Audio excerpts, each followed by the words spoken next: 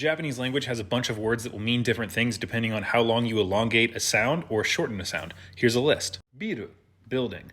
Biru, beer. Saka, hill. Saka, soccer. Chizu, cheese. Chizu, map. Shiken, test. Shiken, disenfranchisement.